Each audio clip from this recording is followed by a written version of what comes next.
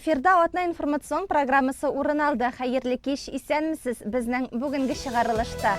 Жылы көннәр ялындырып килсә дә, игенчене язгы көннең ел туйдыруы ашыктыра.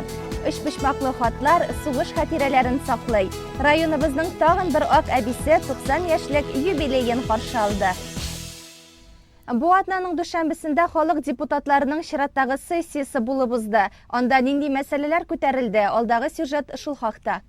Сессия каравына кертелгән мәсьәләләр 5 иде.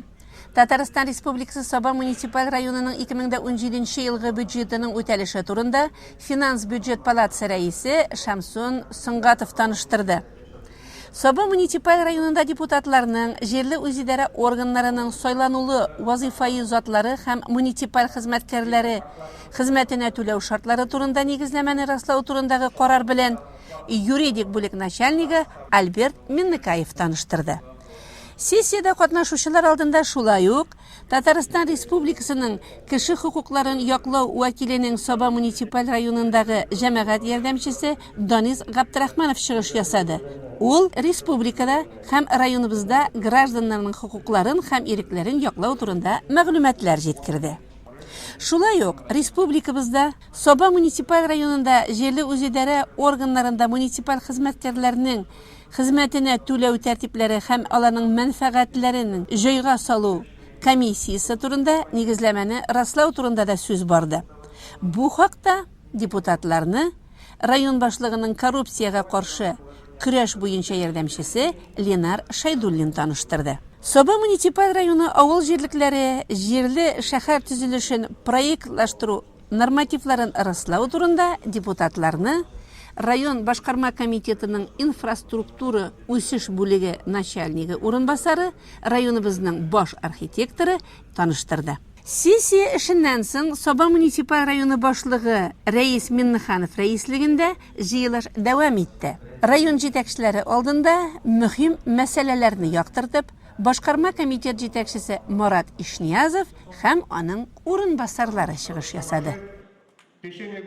Районыбыз аграрийлары җиң сызганып 2018 елның чәчү кампаниясын башлап җибәрергә әзерләнә. Безнең алдагы сюжет җаваплыгы шикләнгән игенче җәмгыятеннән әзерләнде. Игенче җәмгыятендә 1 апрельгә чәчүдә катнашырга тиешле барлык техниканың ремонт эшләрен тамамлап, әзерлек сызыгына бастырганнар. Басу кырлар кардан арынуга алар елның иң җаваплы эшенә алыначак. 2017 елның 1 ноябрендә башланган техника ремонты эшенә 4 миллион 100 мең сумлык запас частьләр кайтартылган. Кыр эшләрен башкарып чыгар өчен әле тагын якынча 8-9 миллионлап акча кирәк. Бүгенге көндә инде безнең техникаларны әзер дип әйтергә була.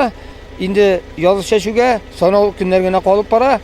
Запас частьләр буенча инде без инде алай советский техникалар буенча авырлыклар булды дип әйтәсебез килми. Ник дигәндә без теләсә кем белән урамнан килгән кешеләр белән эшләгәнебез юк. Запчастлар алу буенча, чөнки запчастларны предлагать итүчеләр күп, сыйфаты начар була, күбесенең постоянно эшләгән клиентлар белән сельхознап, аннан соң арчаның стив фирмалары белән эшлибез. Алар инде безгә күпмедер дәрәҗәдә постоянно эшләгәнлек белән адалжай итеп инде күпмедер әҗәткә биреп торалар. Шунык белән безнең совет техникаларына запасчасларга проблема булмады. Безнең инде проблемалар бераз гына килеп чыга импортный техникалар белән. Менә безнең берәү генә единче булса да Нью-Холл тракторы хуҗалыкта исәпләнә, пассивный комплекс хорыш белән, аннан соң 2 фирабук агрегаты бар. Кукуру чәчә торган. Менә аларга инде без күптән дефектовать итеп заявкаларны биреп, акчасын күчереп куйсак та, аларның әле бүгенге көндә дә 100% кайтып җитә алганы юк. Ниндидер сәбәпләр аркасында кайткан очракта да полный комплект кайтып җитмиләр. Шулар белән авырлыклар бар инде. Без инде алай булса да, теге алданрак теге башка елларда калган запаслар белән бүгенге көндә безнең запас частьлар белән импортный техникаларга да проблема булмаячак. Һәр техникага механизатор инде беркетелгән, сезонлы эш булганлыктан яшьләр бик атлыгып тормый. Ә менә лаеклы ялда булучылар киресенчә теләп алына икән. Агрегатлар да ремонт аша узып, язгы ташулар башланганча басу кырга урнаштырып куюны көтә. Эшнең үз җае бар, серләре дә җитәрлек. Без инде хуҗалыкта 2 ел рәттән аммиак суы белән эшләргә планлаштырдык. Бу елдагы ник дигәндә аммиак суының тәэсир итүе кормовой культураларга бик зур. Шуңа күрә инде аның агрегатларына да, җиргә кертү агрегатына да аммиакны тигез кертү өчен таләпләр бик зур. Бу елда без аңа бик зур игътибар бирдек. eski gene kultivatorlar bolsa da, mena indi biz aның laplарын яңа баштан җыеп чыгардык. Ondan indi işlifleri bik нык tuzgan iyi. Biz ama иң әйбәт тырма агрегатлары куйдык. Işliflerini тигезләп барсын өчен, тиз килсен өчен işliflerini biz яңадан ясадык. Кайран гына чыгымнар чыкса да, bu үз рәтендә безгә җирне тигез китерү өчен ярдәм итәчәк. Ondan бит инде авыл хуҗалыгында иң беренче агрегат язык эшләрен башлап җиргәндә булмасын күп еллык, булмасын дым каплату, ул тырма агрегаты. Тырма агрегатыга дип кенә карарга ярамый. Тырма агрегатының аның җирне эшкәртүдә бик зур роль. Шуңа күрә тырма агрегатларына да быел сипкаларына зур игътибар бирдек. Яңалык булмаса да күп сипларга сиплар куелдык. Ник дигәндә механизаторларга да җайлы, киләргә дә җайлы. Biz аны иске тысыйын сипләрне ясадык. Ondan инде менә безнең күп кенә менә таба торган безнең бәллүкләр бик нык тузган иде. Бәллүкләрне яңарттык. Ул инде тырма агрегатының опять-таки тигез иттереп һәр берсе аерым эздән баруын тәэмин итә. Чөнки инде 40 ялга салып бетергән эшлифләр белән тигез иттереп тырма агрегатны алып барып булмый. Илеш берәмлек техника 18ләп авыр йөк машиналары бар. Аларга ягулык салу 2 урында булдырылачак. Измә утар һәм шыкшы бүлекчәләрендә берәр чәчү агрегаты исәпләнә. Мастерскойларда булдырылган. Бирегә терлек азыгы әзерләүдә кулланылачак техниканы бер кат тикшереп чыгу максаты белән керткәннәр. Саклауга куелган жаткалар да үз чиратын көтә. Токарный эретеп ябыштыру тимерче цехларының барысында да тәртип урнаштырылган. Үзенең эшен 2016 елның 1 апреленнән башлап җибәргән идек. Инде узган ел 2017 елда яхшы күрсәткечләр белән, яхшы уңышлар белән без инде көзне каршылап, Кукуруза мәйданнан җыеп алганнан соң, безнең 1 октябрьдән безнең ремонт мастерскойларның ремонтын башлап җибәргән идек. Үзләренең кайсы тәрәзәләрне ачтырып, түбәләрен ябудан башлап җибәреп, һәр ике бөтен җирдә дә җылылык системаларын урнаштырып, инде эшчеләребезгә уңайлыклар тудыру өчен iş şartlarını yaxşırtу үшін шушындай 1 октябрьдан безнең мероприятиеләр башланды.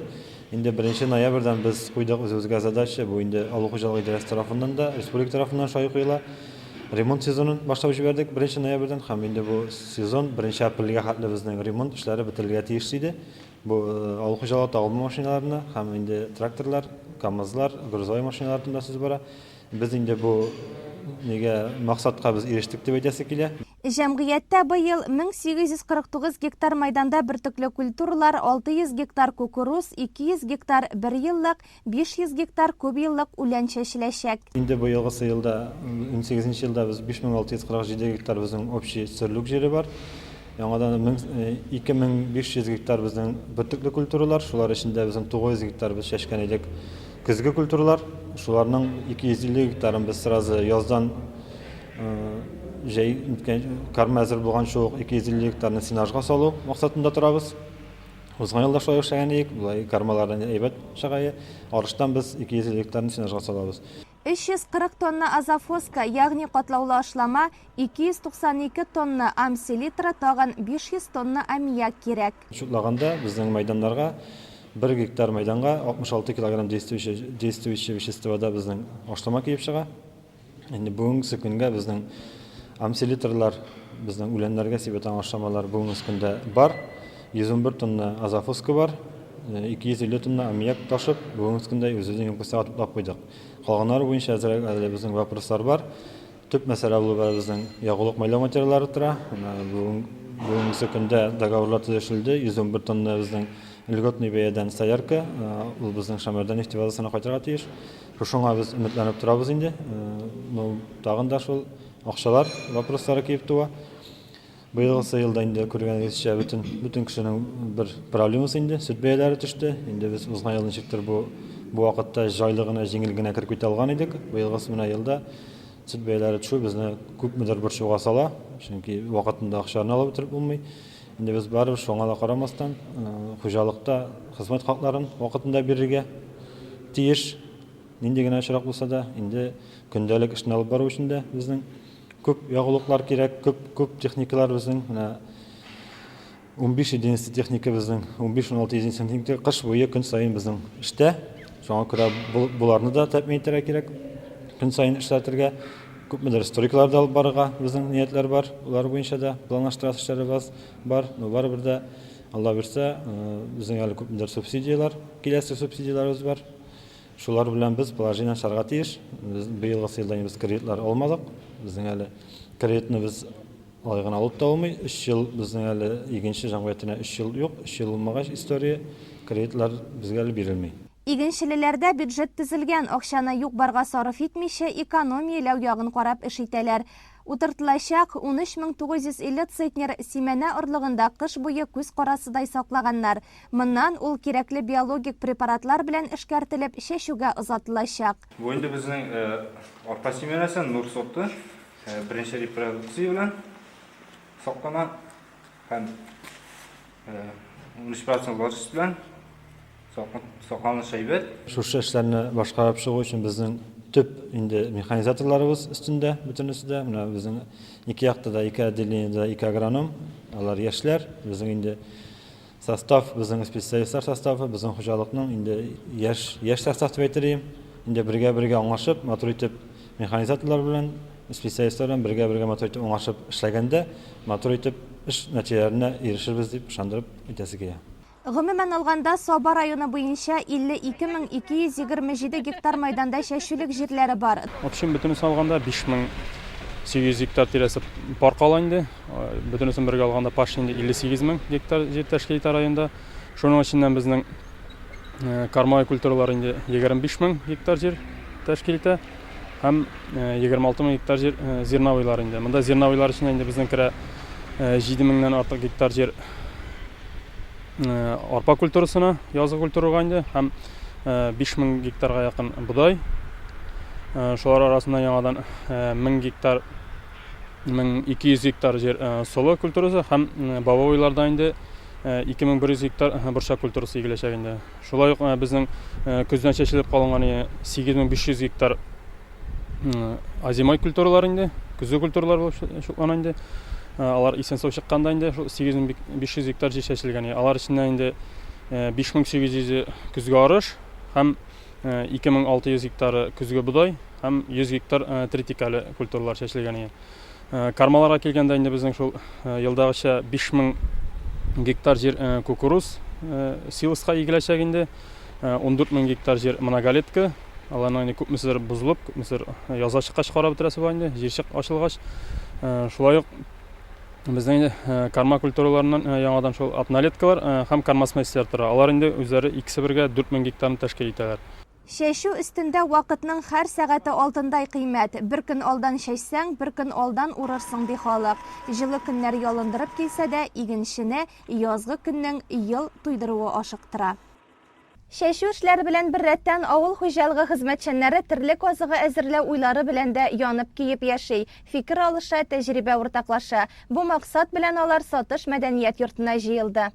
Семинар укуны 19 гасырда Канадада барлыкка килгән Лалиман компаниясе белгечләре алып барды. Бу юнәлештә мәгълүматлар туплау максатыннан хуҗалык җитәкчеләре, агрономнар, зоотехниклар килгән. Компания белгечләре безнең республика белән әле беренче елын гына эшли. Билгеле, безнең районга да тәүге тапкыр килүләре. Соответственно, одним из главных моментов в сельском хозяйстве, особенно в животноводстве, является собственное кормопроизводство. Мы, поскольку мы производим инокулянты для заготовки кормов, мы давно этим вопросом занимаемся, уже более порядка 30 лет, давайте так рассматривать.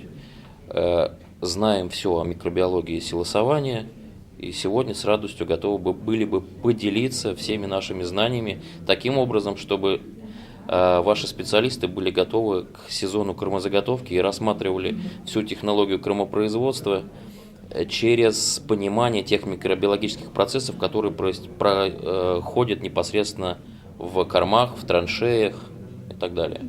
Районыбыздагы иң ире крестьян фермер хуҗалыгы рәисе Зөфәр Мөхәммәтшин да кызыксынып килгән. Аның хуҗалыгында 1600 баш мөгезле эре терлек исәпләнә, шуның 440 савым сыеры. Ел башыннан кызы Фәридә исеменә дә крестьян фермер хуҗалыгы ачып җибәргәннәр. Анда 90 савым сыеры бар. Шуның белән барлыгы 530 сыер бар дигән сүз. Көндәлек 15 тонна сөт тапшыралар. Бер сыерга ул 30 литрга якын туры килә. Без карма әзерләргә һәр вакытта да иң беренчеләрдән булып чыгабыз. Чөнки без күп еллыктан бигрәк тә люцернадан әзерләйбез төп карма. Без шул 1 июньнәрдән башлыйбыз. Узган ел үзенчәлекле булды бит. Соңрак килде, шуңа күрә карма әзерләүдә зирәк соңрак калды. Быел планлаштырып торабыз инде, менә көннәр ничек булыр, шул мөмкин кадәр иртәрәк чыгып, люцерны инде без сөйләшәбез инде 30 сантиметр дип, 30 сантиметр зурлыкка җиткәндә инде аны ала башларга кирәк. Чөнки картайгач андагы туклаклы матдәләр күләме бермә-бер кими, анда клетчатка гына күбәя. Җыеп алган вакытта инде влажностьны сакларга тырышабыз. Примерно 65% влажностьта салырга тырышабыз сенажны. Һәм аңа инде төрле закваскалар кушабыз. Инде төрле микроблар шушы азыкның сыйфатын яхшырту өчен. Трамбовкага бик нык әһәмият бирәбез, чөнки трамбовка яхшы булмый икән, ул чакта азыкның сыйфаты әйбәт булмый инде. Менә шуңа күрә дә трамбовка инде безнең иң главный әйбер. Һәм ныгытып таптаганнан соң мөмкин кадәр чокырны тиз тутырга тырышабыз. 3-4 көн эчендә инде без шул 1700 безнең чокырлар инде 1700 тоннадан 2700 тоннага хәтле, шуны инде без 3-4 көндә тутырга тырышабыз. Һәм пленка белән әйбәтләп каплап, өстенә инде бездә инде практикага кергән шулай, салам белән генә түгел, тагын юка гына бер 10 см калынлыкта балчык белән дә каплыйбыз. Азыкларыбыз яхшы саклана, шуңа күрә инде аның продукциясе дә бар. Тукландыруга килгәндә 60% люцерна сенажын, 40% кукуруз силосын катнаштырып бирәләр. Арендага алынган 2480 гектар җирләре бар. Безнең инде 650 гектар күп еллык үләнебез бар. Бу бөтен чәчүлекнең 25% тәшкил итә. Шулай ук 250 гектар кукуруз, калганы зерновой культуралар була инде 1200 гектар.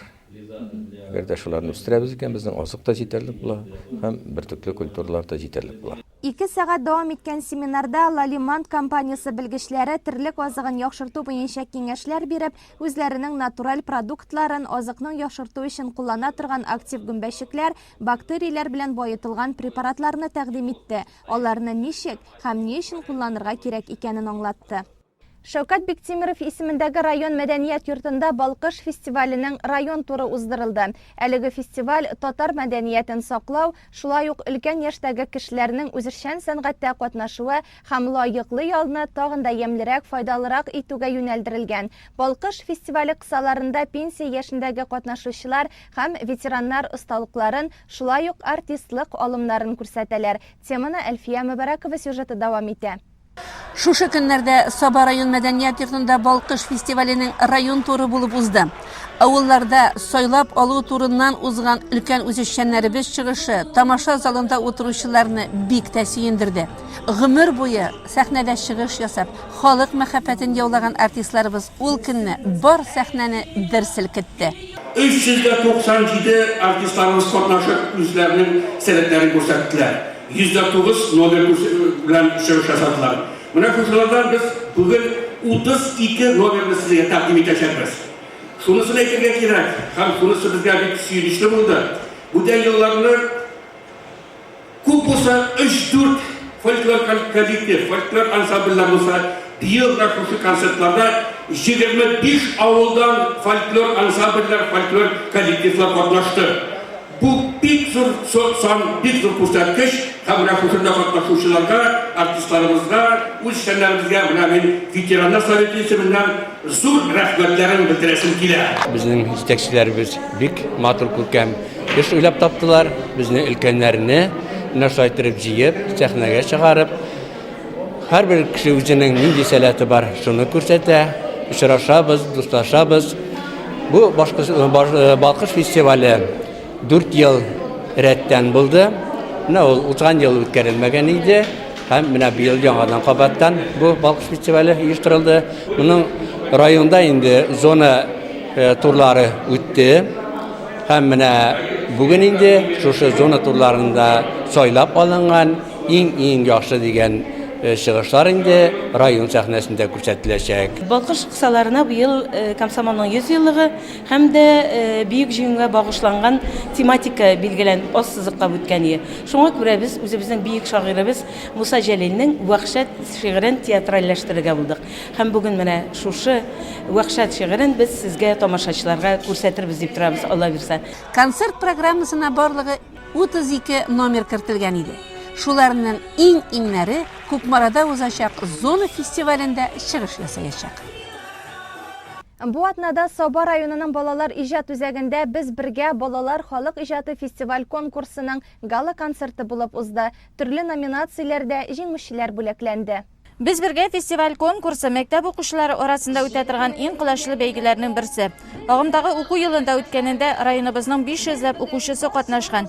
Номинацияларның күп төрле булуы да яшь талантларны ныклап барларга мөмкинлек биргән. Без инде бу март айы буе төрле номинациялар буенча җиңүчеләрне ачыкладык. Монда нәкъ менә бөтен мәктәпләрдә, бөтен мәгариф учрежденияларында безнең районның инде шөгыльләнүче, төрле берләшмәләрдә шөгыльләнүче укучылар чыгыш ясадылар төрле номинациядә: хореография, вокал, инструменталь ансамбль, нәфис сүз, театр кружокларында шөгыльләнүчеләр. Һәм инде бүген без шушы җиңүчеләрне монда җыеп бүләкләп китәбез, тәбрикләп китәбез һәм шушы димәк йомгаклау этабы булып тора муниципаль турның шушы без бергә конкурсының.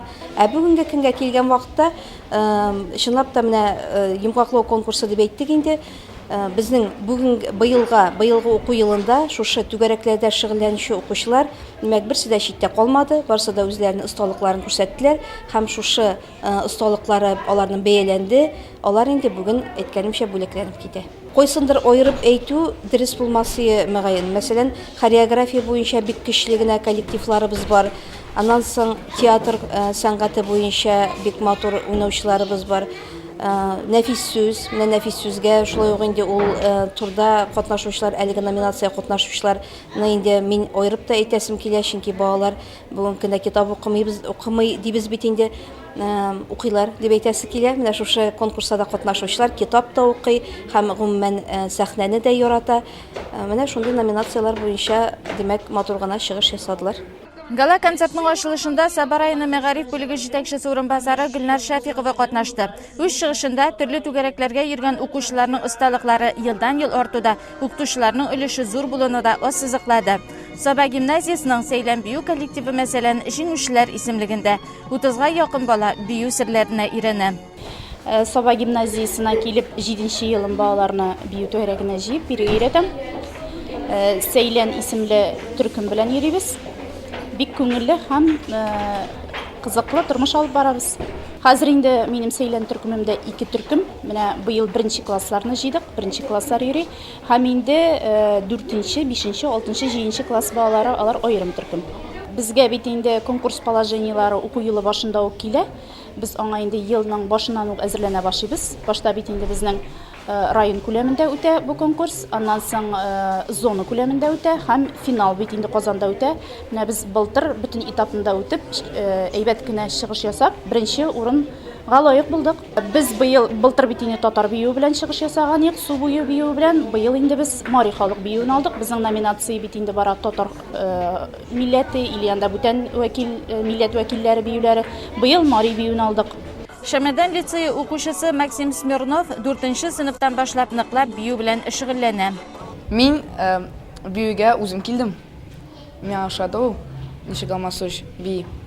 Һәм дәресләргә берничек тә тими ул. Дәресләр миндә әйбәт. Максим шөгыльләнә торган Ритмикс бию коллективында җиңүчеләрнең берсе. Гала концерт барышында аерым башкаручылар, инструменталь һәм вокаль ансамбльләр, театраль коллективлар, нәфис сүз осталары бүләкләнде. Рәсем һәм гамәли сәнгать номинациялары буенча да җиңүчеләр ачыкланды.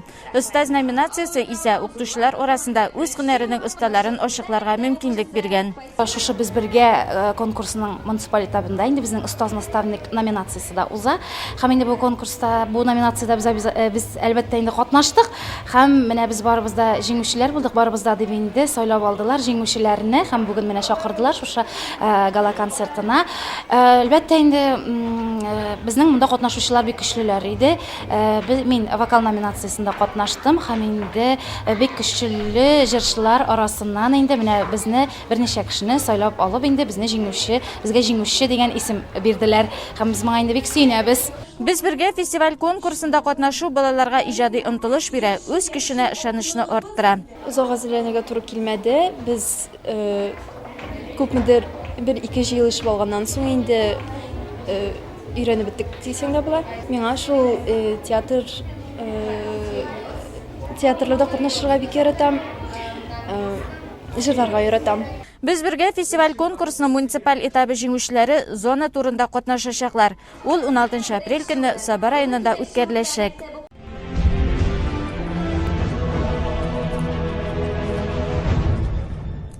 1941-1945 еллардагы Бөек Ватан сугышы тамамланганга 73 ел вакыт узып бара. Бөек Ватан сугышы ветераннары да бик аз калды. Хатирәләр тоныкланды. Сакланып калган үч пишмаклы солдат хатлары исә иң кыйммәтле экспонатлар. Теманы Гөлшат Галиякбарова сюжеты дәвам итә. 1941-1945 елларда язылган солдат хатлары элегрәк күп гаиләләрдә саклана иде. Еллар узу белән алар да азая, күбесе югала, юкка чыга. Улы Кибеш урта мәктәбе укытучысы Гүзәлия Измайлова гаиләсендә бабасы Каюм Салиховның тормыш иптәше Махирәгә язган хатлары бик кадерле яткәр булып сакланалар. Салихов Каюм Зияттин улы 1903 елда Улы Кибеш авылында туган. 1941 елда ук сугышка китә. 1942 ел ахырында хәбәрсез югала. Хатыны да, үзе дә укытучылар, замананың укымышлы кешеләре булалар. Бу менә 1942 елның март аенда язылган һәм 42 елның ноябрь айларында язылган хатлар. Бу хатларның икесе генә саклана инде безнең гаиләбездә. Бу безнең бабабыздан килгән хатлар. Бабабыз Каюмнан килгән хатлар. Бабабыз Каюм, Салихов Каюм инде бик укымышлы кеше булган. Уют мәктәбендә мәктәп мөдире, укытучы булып эшләгән. Шулай ук аның тормыш иптәше минем әбием Махирә дә шушы ук мәктәптә инде. Алар бергәләшеп укытканнар, башлангыч сыйныфларда укытканнар. Һәм шушында укыткан җиреннән бабай фронтка алынган. Менә шушы ике хат аның фронттан килгән хатлар инде. Аларның эчтәлекләре шундый матур дип язылган. Бабаем киткәндә әбием инде 2 бала белән калган. Өченчесе инде ул сугышка киткәч кенә туган, карнында калган булган 3нче баласы. Һәм менә шу ул кызына да бик матур дип сәламнәр әйткән инде ул. СССРдагы пионерлар санынча сәлам сезгә дип юллаган инде менә хатларыннан аның шундый укымышлы, билимле икәнлеге күренеп тора. Эш пишмаклы солдат хатлары кат-кат тикшерү үтеп туган якларга кайтып җитә. Ул хатларда сагынычлы сәламнәр дә, кыскача яңалыклар һәм кадерле кешеләрне кайгырту да бар. Бу хат 1942 елның 6 сентябрендә язылган. Махирә, һәм минем улларым Марсель, Илгиз һәм кызым Флүрә. Сезне üzülеп сагынып сәлам. Шулай ук әбигә хатта язылганнарның һәрберсенә сәлам сөйләрсең. Махирә, мин әлегә исән, ләкин менә бу хатны вагонга утыргач, әле поездның кузгалып китмәвеннән файдаланып кына язам. Узган төн турган урыннан 25 километр бу станциягә Ефремово шәһәренә килдек. Ул кичкенә генә бик матур шәһәр. Картага төшкән булса, карарсың. Әлбәттә, барып җитмичә военный эштә бара торган урын әйтелми. Шулай булгач, әлегә мин сиңа кай якка барасыбызны әйтә алмыйм. Без батареядан бары 3 кенә кеше. Москва аша китәбез. Хат язармын. Миннән яңа адрес алмыйча хат язмый тор. Рәхмәт, Махирә. Хатка тилмертмәдең. Аннан соң тормышыңнан зорламадың. Минем ишне пошырмадың. Инде исән сау күрешсәк, бер-беребезнең сүзен тыңлап кына яшәр идек. Хуш, вагон китә. Сагынып, Салихов. Каюм Салихов Мәскәү өчен барган сугышларда катнаша. Аның турында мәгълүмат һәм фотографиясе хәтер китабына да кертелгән. Биредәге кыска гына мәгълүматкә аның бөтен тормыш юлы сыган. Ә ул үзенең соңгы теләкләрен, васиятләрен тормыш иптәше Махирәгә хатларында әйтеп калдыра. Менә хатның соңгы юллары гына шундый матур. Рәхмәт, Махирә, хатка тилмертмәдең. Аннан соң тормышыңнан зорламадың. Минем ишемне пошырмадың. Инде исән сау күрешсәк, бер-беребезнең сүзен тыңлап, кадерен белеп кенә яшәр идек. Хуш, вагон китә, сагынып, Салихов дип тәмамланган бу хат. Бабай турында инде шушы хатларыннан соң хәбәр килмәгән. Аның турында бары тегендә хәтер китабында хәбәрсез югалды дигән мәгълүмат кенә бар. Әби инде ялгызы 4 баланы тәрбияләп үстергән. Үзеннән соң балалар бакчасы мөдире булып ташлagан. Бик укымышлы. Әби шуңа күрә инде бу хатлар саклангандыр. Минем әбием Махирә инде дин юлындагы булган кеше булган һәм 300 балага киндек әбисе булган. Менә шул һәрбер баланың ул кайчан туганын, ничәнче сәгатьтә, ничәнче числода туганын, кыз баламы, ир баламы икәнлеген язып калдырган. Һәм менә шуңа күрә дә инде бу хатлар безнең гаиләдә сакланганнардыр. Һәм тагын бер хат бар иде, ансында менә язылган ул Махирә, син бик яшәле, кияүгә чык. Менә шундый сүзләренә кадәр бар бабайның хатында. Менә ул хатын тапмыйм мин аның. Менә шушы 2 хатында сакланып калган. Үш бала белән тол калган Махирә сугыштан яраланып кайткан Галиәкбәргә тормышка чыга. Гаилә тагын бер балага ишәя. Ләкин каюм солдатны кичкенә дә онытмыйлар. Аның фронттан язган ике хатын оныгы Гүзәлия Измайлова бик кадерләп саклый. Мингәр авылында яшәүче Шәмсүнә Вагыйз кызы Миңнәхмәтовага 90 яшь тулды. Аны гомер бәйрәме белән Соба районы башкарма комитеты җитәкчесе Марат Ишниязов, халыкны социаль яклау идарәсе җитәкчесе Марсель Хуҗин, Тимошык авыл җирлеге башлыгы Айдар Хаҗиев тәбрикләде. Олы юбилей белән тәбрикләргә килүчеләрне гөлләргә, чәчәкләргә күмелгән иде Шәмсүнә апа күршеләре Гөлия һәм Сөембикә апалар белән каршы алды. Россия Федерациясе президенты Владимир Путинның котлавын һәм район җитәкчелегенең бүләкләрен үз куллары белән кабул итеп алган юбиляр Шәмсүнә апа бик бәхетле иде. Тимешек авылы кызы Шәмсүнә 1951 елда Мингәр авылы егете Мидхәткә кияүгә чыгып биредә инде 67 ел гомер иткән. Бергәләшеп балалар үстергәннәр, шатлыклары, борчулары бергә булган. Бергә яшәдек, күршеләр, тату яшәдек, бәйбәт яшәдек, Аллаһка шөкер. Моннан болай да шулай яшәргә язсын, инде үлмәсәк, белеп булмый дөнья хәлен. Мин Тимершыкны үзем Тимершыкта 23 ел яшәдем, менә монда 67 ел яшәдем инде. Шәмсүнә апа белән Мидхәт абый 59 ел бергә тигез матур гомер иткәннәр. Балаларына югары белем биргәннәр, иң мөһиме тәрбияле, игелекле балалар итеп үстергәннәр. 51 елны килдем мин, 5 бала китердем. Икесе бәләкәй вакытта үлде, өчесе исән-сау үстеләр, Аллаһка шөкер. 6 оныгым бар, 9 оныгым бар. Барысы да исән-сау, барысы да бәхетле, тәүфиклы, Аллаһка шөкер. Әби дип, бабай дип, якын итеп, шул хәтле әйбәт итеп йөриләр балаларым. Кияүләрем дә бәгәйбәт, 3 кияүем бар. Намаз укыган сайын аларга гел хәер дуа укып торасың инде. Аларга гомерне бирсен Ходай Тәгалә. Бәхетле булсыннар, тәүфиклы булсыннар, хәерле гомерле булсыннар. Балаларны исән-сау үстерсеннәр, балалар бәхетле, тәүфиклы булып, менә миңа күрсәткән хөрмәтне балалары үзләренә күрсәтсен балалар. Минем балаларым шул хәтле әйбәт. Мин балаларымнан бер әшәке сүз ишеткәнем юк, бер кире сүз ишеткәнем юк. Туган көннәр, юбилейлар вакытында үткәнгә борылып карау табигый. Балалары әйткәнчә, гел алга карап, киләчәкне кайгыртып яшәгән Шәмсүнә апа өчен сугыш чоры вакытларындагы авырлык һич онытылмаслык булып хәтердә калган. Мин сугыш чыкканда 11 яшьтәйм. Эшли башладым 14 яшьтә, урак-ура башладык 14 яшьтә. Уракта урдым, аннары комбайнга укырга җибәрделәр сугыш чыккан елны, юк, сугыш биткән елны. Анда укып кайттым да, анда комбайнда 2 ел эшләдем. Аннан трактор запорожекта эшләдем. Куньякта да эшләдем, атта җиктем, көлтә дә ташыдым, бөтен эшне эшләп килдем монда килгәндә. 23-тә килгән идем, ана монда килгәч инде колхоз эшендә эшләмәдем инде, аннары кибеттә эшләдем 10 елга якын. Шәмсүнә апаның бүгенге көне исә бик бәхетле. Балалары, онык-оныкшыклары аның өчен изелеп торалар. Ә ул аларны үз өендә ачык йөз белән каршы ала, кунак итә. Үземнең үй рәхәт инде, алар гел чакырып торалар, кунакка килергә кушалар. Яным үземнең өемнән чыгасым килми, үз өемдә торасым килә. Хәзер яшемдә ал инде, теләсә кадәр йөрисем дә килми. Үз өемдә рәхәт. Үз өемдә бәк рәхәт торам, бәк тыныч торам, Аллаһка шөкер.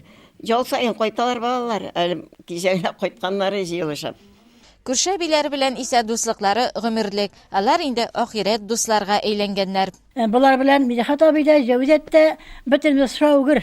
Шатып яшәдек гомергә, Аллаһка шөкер. Монысында шатып яшәргә язсын. Мидхәт абыйда агент булып эшли торган иде. Минем ирем үлде, акча юк. Мидхәт абый акча биреп тора әле. Мәсәлән, мә бирәм, ул акчалы Мидхәт абый.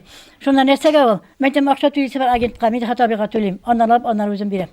Менә бит. Шул әйбәт итеп яшәдек шуны, Аллаһка шөкер гомергә. Иң беренче ул вакытта 10 барда булды микән, бу кибеттә эшләгән вакытта микән. Шуннан биле тотынды, аннары без югарыда юганнар бурамга төштек. Өлкән кешеләрнең барысы да кайгыртуга, җылы сүзгә мохтаҗ. Шәмсүнә апа бик бәхетле булып, балалар, оныклар игелеге күреп яши. Үзе дә алар өчен һәр вакыт догада. Әйтәләр бит, әни кешегә һәрбер бала һәр вакыт кичкенә була дип. Шулайдыр дим мин, аның күңеле буенча ул һәрберебезне дә үзенчә бала дип хис итә. Һәрберебезне улы яшьтә булсак та. Biz de бик каты борчылабыз аның өчен, ул дагы безнең өчен бик каты борчыла. Оныклары кайткач, менә хәзер аның 90 яшь, иң кичкенә оныкчы гына 1 яшь. Аларны инде ул үзелеп көтеп тора инде. Алар кайткач тәмле ризыкларын пешерә инде. Алар үзләре дәгән бик яхшылар, бик әйбәтләр. Аны бик яраталар, бик сагыналар. Шуңа күрә үзе дәгән бик яхшы итеп аларны каршы алып узатып кала. Киләчәктә әниемә иң изге теләкләр, әле ул һаман да шулай шат булсын, сәламәт булсын, үз акылында яшәсен. Киләчәктә оныкчыкларын тагында күбрәк күреп, аларның үскәнен күреп, аларның уңышларына сөенеп, безнең белән бергә яшәргә язсын. Алдагы елларда да Шәмсүнә апага сәламәт булып, балаларының, якыннарының игелекләрен күреп кенә яшәргә язсын иде.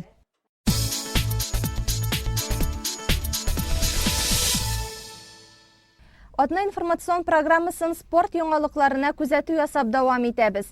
Сезон тамамланыр алдыннан Соба шаңгы трассасында республиканың төньяк зонасы шаңгычылары арасында кышкы шаңгы кубогы ярышлар уздырдылар. Ярышның ачылу тантанасында Соба муниципаль районы башлыгы Рәис Нургали улы Миңнеханов, Балташ муниципаль районы башкарма комитеты җитәкчесе Рамил Илдус улы Шакиров, Сәрдекбаш авыл җирлеге башлыгы Илгиз Музакир улы Набиев, Соба спорт мәктәбе директоры Рифат Риволь улы Хисамов һәм чаңгычылар, әлеге спорт түрен үз итүчеләр, җанатарлар катнашты. Бу ярышта да безнең Соба районы командасы беренчелекне башкаларга бирмәде. Аның составында Салават Галиев, Сабина Хабирова, Ильзат Габдрахманов, Камиля Сулейманова, Руслан Миннагулов, Альбина Хафизова, Дамир Шакирҗанов, Гөлсем Миңнеханова, Азат Гатиятуллин, Гөлнара Захидуллина, Рәис Миңнеханов, Ирек Гарипов бар иде. Икенче урында Кукмара, өченчедә Балташ муниципаль район командасы. Җиңүчеләрне Соба муниципаль районы башлыгы Рәис Нургали улы Миңнеханов бүләкләде. Шушы көннәрдә районыбыз чаңгычылары сезонны ябу уңайнан соңгы ярышка җыелды. Ачылу тантанасында Соба муниципаль районы башлыгы урынбасары Росих Закирҗанов, спорт сөючеләр катнашты. Язның кисез яңгырлы көнедә чаңгычыларга киртә була алмады. Алар шәхси ярышларда һәм эстафетада көч сынашты. 1нче сыйныфтан алып 11нче сыйныфка кадәр булган мәктәп укучылары, 18дән 54 яшькә кадәр булган хатын-кызлар, 18дән 60 һәм 60 яшьтән югары булган ир-атлар арасында җиңүчеләр ачыкланды. Призлы урын алучыларга грамота һәм акчалата бүләкләр тапшырылды. Лесхозның Нарат Боз сарайында Соба районының ветеран хоккейчылары арасында турнир булып үтте. 35 яшьтән өлкәнрәк хоккейчыларның боз өстендә барган киеренке ярышыннан әзерләнгән материалга күз салыйк. Әлеге турнир 12 апрельдә билгеләп үтелүче Бөтендөнья космонавтика көненә багышланган иде. Хоккей ветераннары җирәбә буенча 3 командага бүленеп көч сынашты. Беренче уенда Соба 1 һәм Соба 3 командаларының очрашуы 6-3 исәбенә төгәлләнде. Финалда җиңүне көндәшләрен отып, Соба 2 ветераннары яулады. Соба 1 командасы 2-нче, Соба 3 хоккейчылары 3нче урында. Призерларга грамоталар, акчалата призлар тапшырылды. Районыбызның ветеран хоккей командалары менә шулай үзара даими очрашулар үткәреп, бу спорт төрендә осталыкларын, көчлеләрне барлап тора. Хоккей белән төрле яшьтәге ир-атлар кызыксынып шөгыльләнә. Теманы Гөлназ Гатауллина сюжеты дәвам итә. Һәр дүшәмбе ветеран хоккейчылар Нарат Боз сараенда тренировкаларда очраша. Команда вәкилләре төрлесе төрле һөнәр иясе, үз эшләренең остасы һәм алар бызда да үз сәләтләрен чарлый күрсәтә. Хоккей белән дә күптән кызыксынучылар, шөгыльләнүчеләр. Арада урта яшьтәгеләр дә, өлкәннәр дә бар. Бу атна башында булып үткән чираттагы дүшәмбе тренировкасы исә үзенчәлекле булды. Шәмәрдән ветеран командасы вәкиле Ришат Габделихсан улы Нурисламовның туган көнен билгеләп үтүгә багышланды ул. 10 апрельдә Ришат Нурисламовка 67 яшь тулды. Барлык хоккейчылар өлкән уенчыны зурлап тәбрикләде.